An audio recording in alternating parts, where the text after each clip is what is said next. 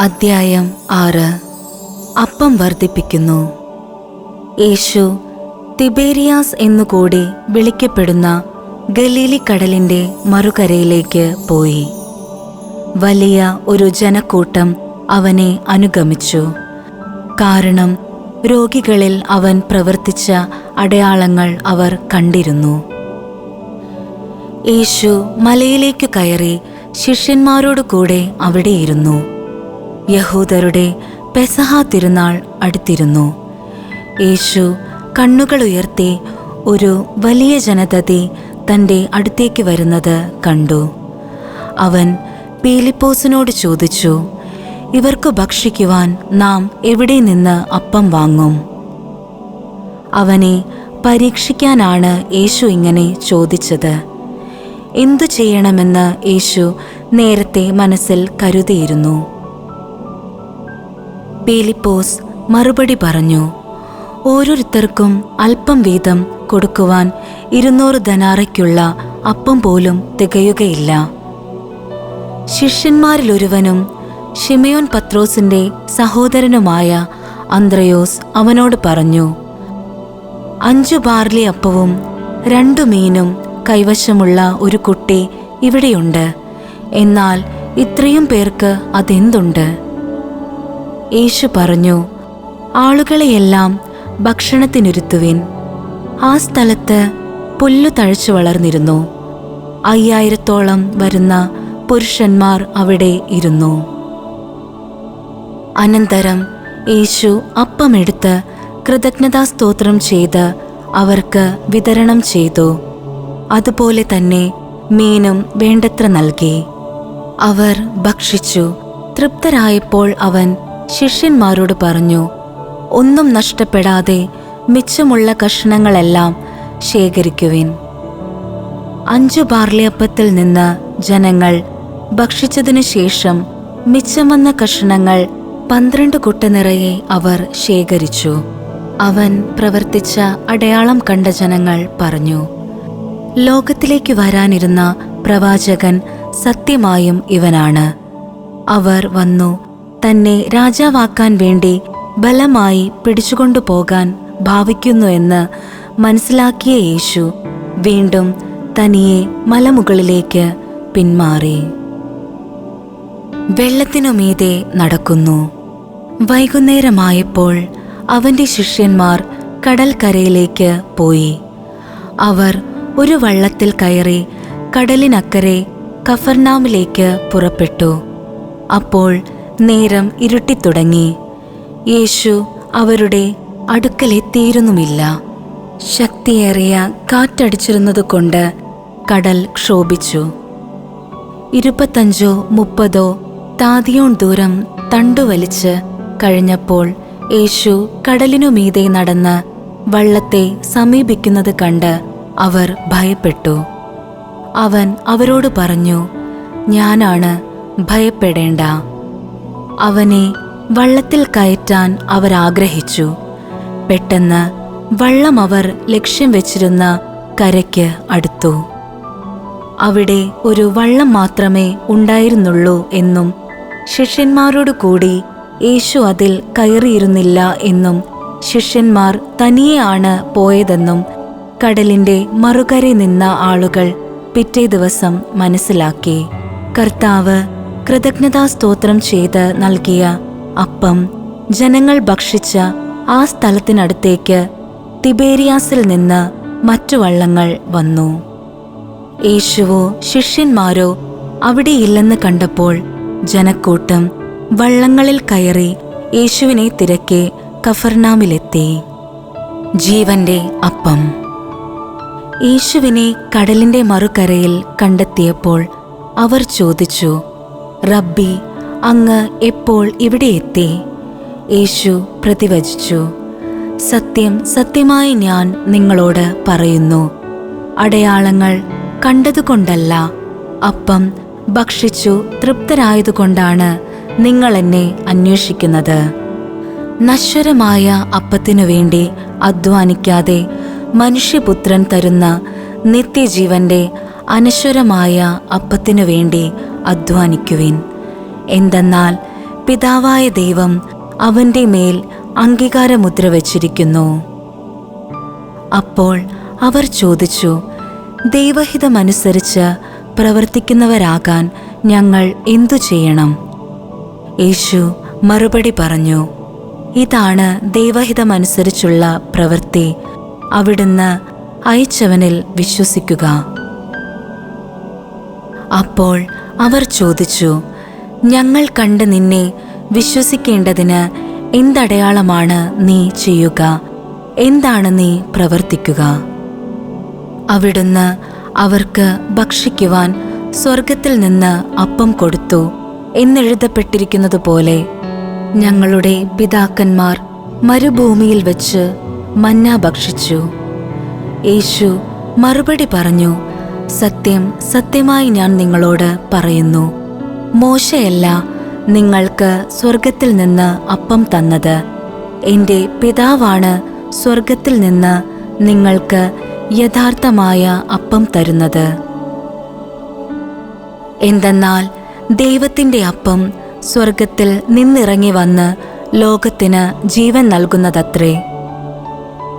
അപ്പോൾ അവർ അവനോട് അപേക്ഷിച്ചു, കർത്താവേ, ഈ അപ്പം ഞങ്ങൾക്ക് എപ്പോഴും നൽകണമേ. യേശു അവരോട് പറഞ്ഞു, ഞാനാണ് ജീവന്റെ അപ്പം. എൻ്റെ അടുത്തു വരുന്നവന് ഒരിക്കലും വിശക്കുകയില്ല, എന്നിൽ വിശ്വസിക്കുന്നവന് ദാഹിക്കുകയുമില്ല. എന്നാൽ നിങ്ങൾ എന്നെ കണ്ടിട്ടും വിശ്വസിക്കുന്നില്ല എന്ന് ഞാൻ നിങ്ങളോട് പറഞ്ഞിട്ടുണ്ടല്ലോ. പിതാവ് എനിക്ക് നൽകുന്നവരെല്ലാം എൻ്റെ അടുത്തു വരും. എൻ്റെ അടുക്കൽ വരുന്നവനെ ഞാൻ ഒരിക്കലും തള്ളിക്കളയുകയില്ല. ഞാൻ സ്വർഗത്തിൽ നിന്ന് ഇറങ്ങി വന്നിരിക്കുന്നത് എൻ്റെ ഇഷ്ടം പ്രവർത്തിക്കാനല്ല, എന്നെ അയച്ചവൻ്റെ ഇഷ്ടം നിറവേറ്റാനാണ്. അവിടുന്ന് എനിക്ക് നൽകിയവരിൽ ഒരുവനെ പോലും ഞാൻ നഷ്ടപ്പെടുത്താതെ അന്ത്യദിനത്തിൽ ഉയർപ്പിക്കണമെന്നതാണ് എന്നെ അയച്ചവൻ്റെ ഇഷ്ടം. പുത്രനെ കാണുകയും അവനിൽ വിശ്വസിക്കുകയും ചെയ്യുന്നവനാരോ അവന് നിത്യജീവൻ ഉണ്ടാകണമെന്നതാണ് എൻ്റെ പിതാവിൻ്റെ ഇഷ്ടം.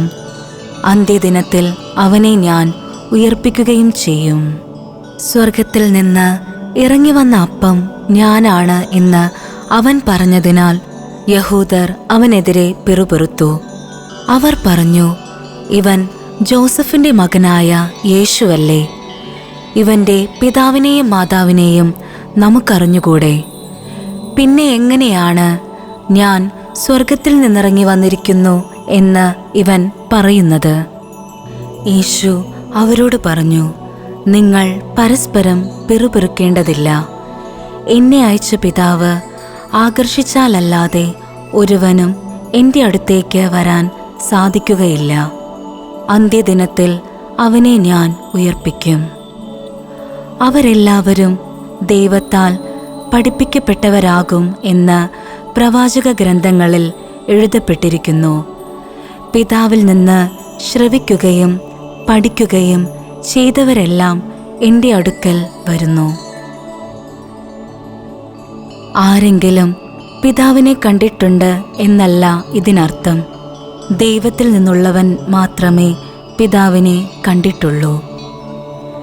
സത്യം സത്യമായി ഞാൻ നിങ്ങളോട് പറയുന്നു, വിശ്വസിക്കുന്നവന് നിത്യജീവനുണ്ട്. ഞാൻ ജീവന്റെ അപ്പമാണ്. നിങ്ങളുടെ പിതാക്കന്മാർ മരുഭൂമിയിൽ വച്ച് മന്ന ഭക്ഷിച്ചു, എങ്കിലും അവർ മരിച്ചു. ഇതാകട്ടെ മനുഷ്യൻ ഭക്ഷിക്കുന്നതിനു വേണ്ടി സ്വർഗത്തിൽ നിന്നിറങ്ങിയ അപ്പമാണ്. ഇത് ഭക്ഷിക്കുന്നവൻ മരിക്കുകയില്ല. സ്വർഗത്തിൽ നിന്നിറങ്ങിയ ജീവനുള്ള അപ്പം ഞാനാണ്. ആരെങ്കിലും ഈ അപ്പത്തിൽ നിന്ന് ഭക്ഷിച്ചാൽ അവൻ എന്നേക്കും ജീവിക്കും. ലോകത്തിൻ്റെ ജീവന് വേണ്ടി ഞാൻ നൽകുന്ന അപ്പം എൻ്റെ ശരീരമാണ്. ഇതേപ്പറ്റി യഹൂദർക്കിടയിൽ തർക്കമുണ്ടായി. തൻ്റെ ശരീരം നമുക്ക് ഭക്ഷണമായി തരാൻ ഇവന് എങ്ങനെ കഴിയുമെന്ന് അവർ ചോദിച്ചു. യേശു പറഞ്ഞു, സത്യം സത്യമായി ഞാൻ നിങ്ങളോട് പറയുന്നു, നിങ്ങൾ മനുഷ്യപുത്രന്റെ ശരീരം ഭക്ഷിക്കുകയും അവൻ്റെ രക്തം പാനം ചെയ്യുകയും ചെയ്യുന്നില്ലെങ്കിൽ നിങ്ങൾക്ക് ജീവൻ ഉണ്ടായിരിക്കുകയില്ല. എൻ്റെ ശരീരം ഭക്ഷിക്കുകയും എൻ്റെ രക്തം പാനം ചെയ്യുകയും ചെയ്യുന്നവന് നിത്യജീവനുണ്ട്. അവസാന ദിവസം ഞാൻ അവനെ ഉയർപ്പിക്കും. എന്തെന്നാൽ എൻ്റെ ശരീരം യഥാർത്ഥ ഭക്ഷണമാണ്, എൻ്റെ രക്തം യഥാർത്ഥ പാനീയവുമാണ്. എൻ്റെ ശരീരം ഭക്ഷിക്കുകയും എൻ്റെ രക്തം പാനം ചെയ്യുകയും ചെയ്യുന്നവൻ എന്നിലും ഞാൻ അവനിലും വസിക്കുന്നു. ജീവിക്കുന്നവനായ പിതാവ് എന്നെ അയച്ചു. ഞാൻ പിതാവ് മൂലം ജീവിക്കുന്നു. അതുപോലെ എന്നെ ഭക്ഷിക്കുന്നവൻ ഞാൻ മൂലം ജീവിക്കും. ഇത് സ്വർഗത്തിൽ നിന്നിറങ്ങി വന്ന അപ്പമാണ്. പിതാക്കന്മാർ മന്ന ഭക്ഷിച്ചു, എങ്കിലും മരിച്ചു. അതുപോലെയല്ല ഈ അപ്പം. ഇത് ഭക്ഷിക്കുന്നവൻ എന്നേക്കും ജീവിക്കും. കഫർനാമിലെ സിനഗോഗിൽ പഠിപ്പിച്ചുകൊണ്ടിരിക്കുമ്പോഴാണ് അവൻ ഇത് പറഞ്ഞത്. നിത്യജീവന്റെ വചസ്സുകൾ. ഇത് കേട്ട് അവന്റെ ശിഷ്യരിൽ പലരും പറഞ്ഞു, ഈ വചനം കഠിനമാണ്, ഇത് ശ്രവിക്കാൻ ആർക്കു കഴിയും? തന്റെ ശിഷ്യന്മാർ പിറുപിറുക്കുന്നു എന്ന് മനസ്സിലാക്കി യേശു അവരോട് ചോദിച്ചു, ഇത് നിങ്ങൾക്ക് ഇടർച്ച വരുത്തുന്നുവോ? അങ്ങനെയെങ്കിൽ മനുഷ്യപുത്രൻ ആദ്യം ആയിരുന്നിടത്തേക്ക് ആരോഹണം ചെയ്യുന്നത് നിങ്ങൾ കണ്ടാലോ? ആത്മാവാണ് ജീവൻ നൽകുന്നത്, ശരീരം ഒന്നിനും ഉപകരിക്കുന്നില്ല. നിങ്ങളോട് ഞാൻ പറഞ്ഞ വാക്കുകൾ ആത്മാവും ജീവനുമാണ്. എന്നാൽ വിശ്വസിക്കാത്തവരായി നിങ്ങളിൽ ചിലരുണ്ട്. അവർ ആരെന്നും തന്നെ ഒറ്റിക്കൊടുക്കാനിരിക്കുന്നവൻ ആരെന്നും ആദ്യം മുതലേ അവൻ അറിഞ്ഞിരുന്നു. അവൻ പറഞ്ഞു, ഇതുകൊണ്ടാണ് പിതാവിൽ നിന്ന് വരം ലഭിച്ചാലല്ലാതെ എൻ്റെ അടുക്കലേക്ക് വരാൻ ആർക്കും സാധിക്കുകയില്ല എന്ന് ഞാൻ നിങ്ങളോട് പറഞ്ഞത്. ഇതിനുശേഷം അവന്റെ ശിഷ്യന്മാരിൽ വളരെ പേർ അവനെ വിട്ടുപോയി. അവർ പിന്നീടൊരിക്കലും അവന്റെ കൂടെ നടന്നില്ല. യേശു 12 പേരോടുമായി ചോദിച്ചു, നിങ്ങളും പോകാൻ ആഗ്രഹിക്കുന്നുവോ? ശിമയോൻ പത്രോസ് മറുപടി പറഞ്ഞു, കർത്താവേ, ഞങ്ങൾ ആരുടെ അടുത്തേക്ക് പോകും? നിത്യജീവന്റെ വചനങ്ങൾ നിന്റെ പക്കലുണ്ട്. നീയാണ് ദൈവത്തിന്റെ പരിശുദ്ധൻ എന്ന് ഞങ്ങൾ വിശ്വസിക്കുകയും അറിയുകയും ചെയ്തിരിക്കുന്നു. യേശു അവരോട് പറഞ്ഞു, നിങ്ങൾ 12 പേരെ ഞാൻ തിരഞ്ഞെടുത്തില്ലേ? എന്നാൽ നിങ്ങളിലൊരുവൻ പിശാചാണ്. അവൻ ഇതു പറഞ്ഞത് ശിമയോൻ സ്കറിയോത്തായുടെ മകനായ യൂദാസിനെ കുറിച്ചാണ്. എന്തെന്നാൽ 12 പേരിലൊരുവനായ അവനാണ് യേശുവിനെ ഒറ്റിക്കൊടുക്കാനിരുന്നത്.